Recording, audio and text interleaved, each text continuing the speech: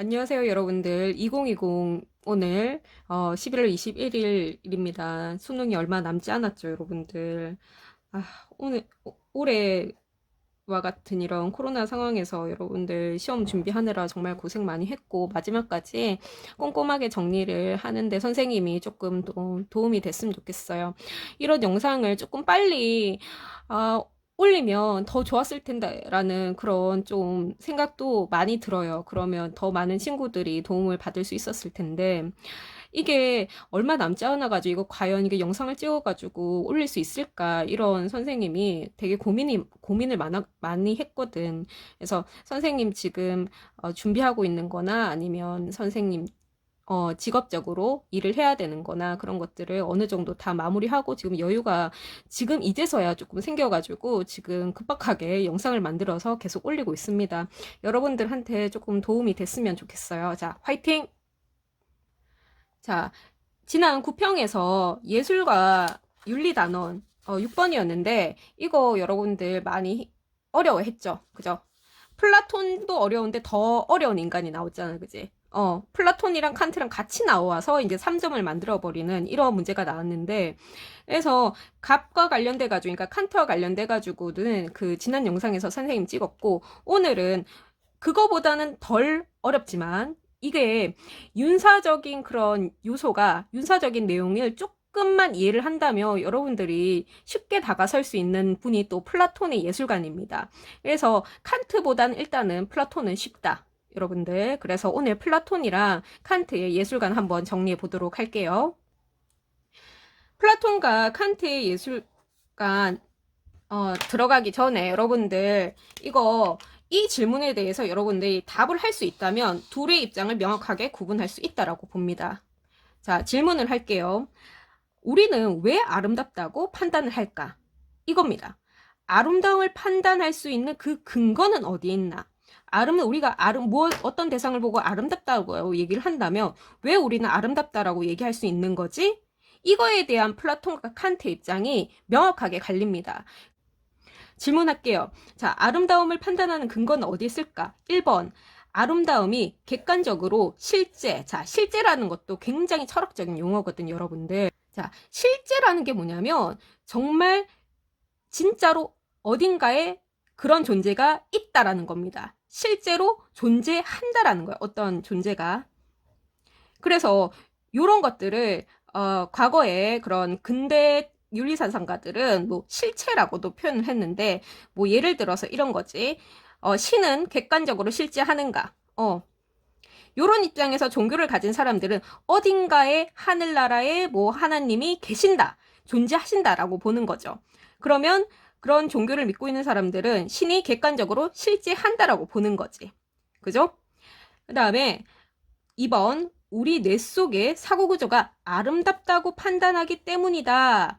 자, 요게 무슨 말이냐면 선생님 지금 여기 위에 영상에 위에 연결된 링크되는 그 탭이 있죠. 거기에 우리 칸트와 관련된 칸트 입장을 선생님이 정리한 그 부분 영상을 지금 보고 오면은 조금 더 도움이 될 겁니다. 자, 1번과 2번은 달라. 1번은 아름다움이라는 그런 속성을 지닌 어떤 존재가 실제로 어딘가에 존재하기 때문에 우리가 아름다움을 느낄 수 있다라고 보는 입장이고, 두 번째는 뭐냐면 우리 뇌 속의 사고 구조가 우리 생각에 우리가 그것이 아름답다고 판단하기 때문에 우리는 그것을 아름답다고 여기는 것이다. 이런 두 가지 입장이 있거든. 자, 플라톤은 1번일까? 2번일까? 맞아요. 플라톤은 1번입니다. 그 다음에 칸트는 2번 입장입니다, 여러분들. 그 내용 지금부터 조금 더 설명을 해볼게요. 자, 선생님 그 채널 조금 계속 들어주는 친구들은 선생님이 박효신 을 좋아한다는 거 조금 알 수도 있는데 매 사례가 어떤 주제를 어떤 사상가를 설명하더라도 박효신이 꼭 등장한다라는 거지, 그지? 자, 박효신의 야생화라는 노래가 참 아름답다라고 우리가 판단하는 근거는 플라톤은 박효신의 야생화라는 이런 아름다운 노래가 이상세계에 객관적으로 존재하기 때문에 우리가 그 현실에 있는 모든 존재가 이상세계의 이상세계에 있는 것들을 모방하는 거잖아. 그지? 그러니까 우리가 여기 현실에서 야생화를 듣고 그 다음에 야생화를 뭐 아름답다고 여기는 것은 정말로 이상세계에 야생화라는 노래가 객관적으로 실제하고 있기 때문이야. 그죠? 지금 우리가 보고 있는 그 박효신은 진짜 박효신이 아니라, 이상세계, 이데아 세계에 정말 진짜 리얼 박효신이 있고, 거기서 리얼 박효신이 부르는 리얼 야생화가 이상세계에 실제로 존재한다라고 보는 거지. 그죠? 그런데 칸트는 달라. 칸트 같은 경우에는 이거야, 여러분들. 자, 박효신이 지금 야생화, 그죠? 힘든 상황에서도 굴하지 않고 우리가 야생화처럼 꿋꿋하게 일어나자라는 그런 메시지를 담고 있죠, 그죠, 여러분들? 그래서 이 노래를 이렇게 귀로 들었죠? 자, 감각을 해서 귀로 들었어. 그 다음에 이 뇌구조, 그죠? 우리 머릿속에 있는 사고 처리 과정. 전 시간에 선생님이 설명을 했는데, 이런 사고 구조를, 이렇게 어떤 감각을 들어가지고 이것을 판단 내린 일련의 사고 시스템, 인식 시스템을 선생님이 형식이라고 한다 그랬지. 그지? 칸트는 형식이라고 불렀다. 그냥 이런 야생화의 그런 음계가 아니라, 야생화의 음계라든지 그냥 그런 선율이라든지 뭐 계명이 아니라 이렇게 일련의 감각을 받아들여서 이것이 무엇이다라고 판단 내리는 게 사고 구조를 형식이라고 한다 그랬지. 이게 2번이죠. 그리고 나서 우리는 참 감동적이야, 아름답다라고 판단을 하는 거지. 그래서 칸트는 뭐다? 아름다움의 판단 근거는 순수한 형식이다. 이거 여러분들 설명이 되죠. 자, 우리가 아름답다고 판단하는 그 근거는 뭐에 있다? 형식에 있다라는 거야. 그죠? 이건 계속 저번 시간에도 계속 설명했던 부분이고, 그래서 플라톤은 우리와 상관없이, 우리의 생각과 상관없이 별개로 객관적으로 아름다운 야생화라는 노래가 실제한다라고 보는 입장이야. 그런데 칸트는 객관적으로 따로 어느 공간에 아름다움이라는 야생화 노래라는 것이 객관적으로 실제하고 그런 아름다움이 있기 때문에 우리가 하는 게 아니라, 아름답다는 판단 그거는 뭐야? 우리의 형식에 있는 거야. 우리 사고 구조 안에, 우리 사고 구조를 이렇게 판단하는 일련의 사고 처리 과정을 형식이라고 하잖아. 그치? 우리 판단 근거는 형식이 있는 거야. 그렇지. 우리의 주관 안에 있는 거잖아. 그지? 그래서 아름다움이라는 판단은, 자, 객관적인 것이 아니라 주관적인 판단인 거야. 이해가 됐습니까? 이 어느 동동 떨어져가지고 야생화의 아름다움이 있는데 그것을 우리 현실 세계에서 그런 야생화를 모방을 해가지고 우리가 듣고 그 다음에 듣고 있는 거지만, 정말 리얼 야생화가 이상세계, 이데아 세계에 존재한다라는 게 플라톤의 입장이야. 아름다움은 객관적으로 실제 존재한다라는 거. 존재한다는 거지. 그런데 칸트는 뭐야? 주관적인 판단이라는 거지. 그죠?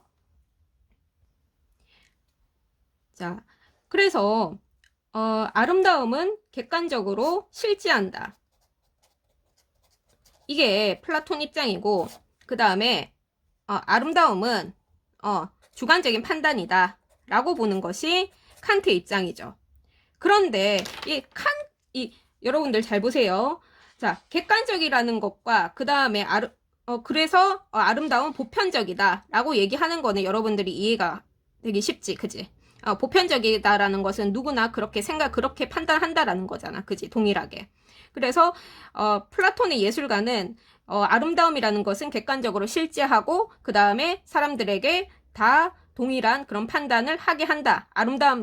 그것을 바라보는 사람들로 하여금 다 보편적으로 아름다움을 느끼게 한다는 점에서 객관적이고 보편적인 거지. 그런데 칸트 같은 경우에는 일단은 아름답다라고 하는 예술적인 판단, 미적인 판단은 주관적이라고 얘기를 해. 그런데 여기에서 여러분들이 잘 이해하기가 힘든 부분이 뭐냐면, 미적인 판단은 두 가지 성격이 있는데 주관적이기도 하면서 보편적이기도 한다는 거야.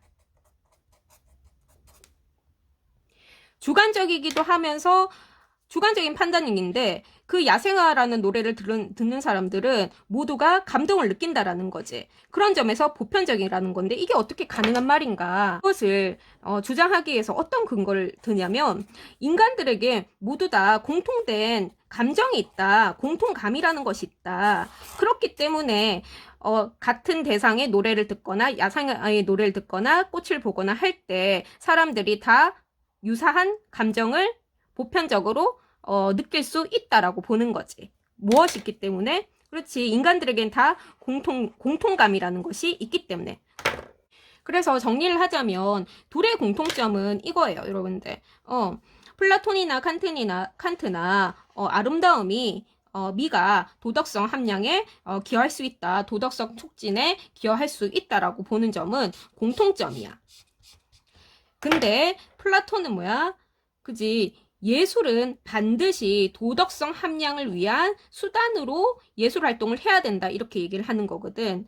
그래서 창작자가 아름답게 시를 쓰거나 그 다음에 도덕과 무관하게 시를 쓰는 것은 그런 시는 쓰면 안 된다. 그래서 도덕과 무관한 그런 시를 쓰거나 아니면 너무 이렇게 힙합이라든지 막 되게 막, 뭐랄까, 너무 자유분방한 그런 시를 쓰는 도덕과 무관하게 약간 조금 나쁜 리듬이라든지, 그 다음에 이해할 수 없는 그런 난해한 시라든지, 뭐, 판단에 따라서 뭐 저급하다라고 느껴지는 그런 음율이라든지 리듬을 가진 그런 시라든지 노래를 부르는 그런 시인은 추방해야 된다라고도 보거든. 그러니까 모든 시인을 추방하라는 말은 아니고 그런 약간 저급한 운율이라든지 저급한 리듬을 쓰는 그런 시인들은, 그러니까 우리 뭐 힙합 유행하잖아. 그러니까 힙합하는 그 뮤지션들이 랩을 할 때도 다 도덕적으로 살자 뭐 이러한 이러한 랩 가사를 써야 된다는 거지. 그러니까 만약에 막 살자. 공부하지 말고 그냥 막 살고 학교도 가지 말고 그 다음에 내 멋대로 살 거야 이렇게 말하는 이런 시인들은 힙합하는 사람들은 이제 국외로 추방하자 이런 얘기를 하는 거거든. 막 살자 이런 얘기 하면 안 되는 거야. 도덕적으로 살자, 우리 양심적으로 살자, 정직하게 삽시다 이런 것들만 얘기하자라는 거지. 그래가지고 을이 플라톤이잖아, 그지? 그래서 아름답고 예술은 아름답고 추함을 있는 그대로 표현해야 된다. 이거 뭐야?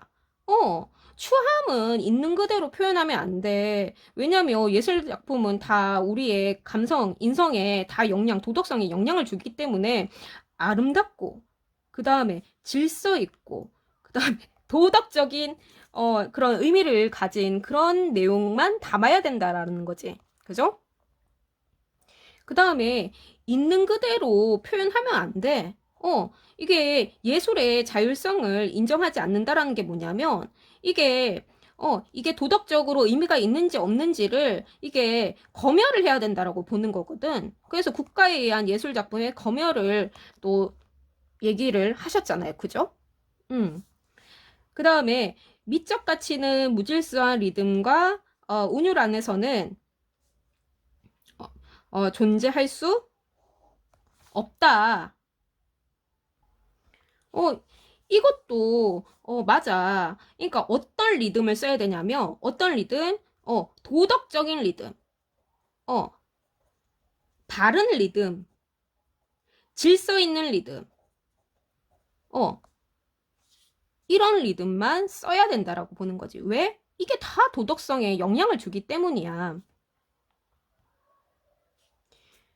그죠? 그래서 3번이 틀린 거고, 그 다음에 미를 추구하는 행위는 도덕성 촉진을 기여할 수 있다.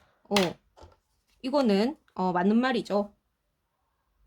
그래서 플라톤은 결론에 나오죠. 예술은 아름답고 우아한 것만 담아야 되지. 추한 거, 그 다음에 무질서한 거, 이런 거 다 담으면 안 된다. 특히 어린아이를 교육할수록 어린아이들은 쉽게 스펀지처럼 외부 환경에 노출도 되고, 그 다음에 어릴 때 배운 그런 것들은 이렇게 우리의 감성에, 우리의 도덕성에 큰 영향을 미친다라고 했거든. 그래서 어린이 교육할 때, 특히 예술 교육할 때 애들한테 막 힙합, 뭐 그런, 락, 막 이렇게 막 부시고 막 깨지는 그런 음악 절대로 들려주면 안 되고, 그냥 그런 음악 하는, 뮤지션들은 요즘으로 따진다면 이렇게 해외로 막 추방해야 된다. 이런 주장까지 하는 거거든. 그래서 자율성을 부정을 하고 그 다음에 검열까지, 국가기관에 의한 검열까지 얘기를 한 사람이 플라톤이라는 거.